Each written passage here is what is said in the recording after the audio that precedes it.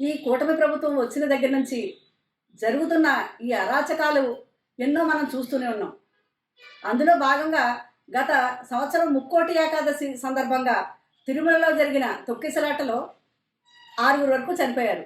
ఆ సంవత్సరం నుంచి మళ్ళీ ఈ ముక్కోటి ఏకాదశి దాకా ఈ సంవత్సర కాలంలో చూస్తే హిందూ మతం పట్ల, హిందూ ధర్మం పట్ల ఈ కూటమి ప్రభుత్వం చేసే అరాచకాలు, అలసత్వాలు చూస్తుంటే చాలా బాధగా ఉంటుంది.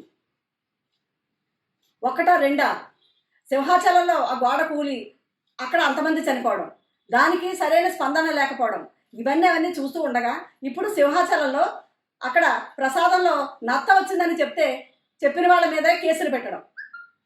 అలాగే ద్రాక్షారామంలో జరిగిన సంఘటన, కపాలేశ్వర స్వామిని అక్కడ ఆ పెకిలించి ఇలా జరిగి అక్కడ ధ్వంసం చేస్తే దాన్ని వెంటనే, ఇప్పుడు ముహూర్తాలు లేవు, ఏమీ లేవు, ఈ మూడవ కాలంలో దాన్ని వెంటనే అక్కడ ప్రతిష్టాపన చేసేయడం, ఇవన్నీ దేనికి సంకేతం?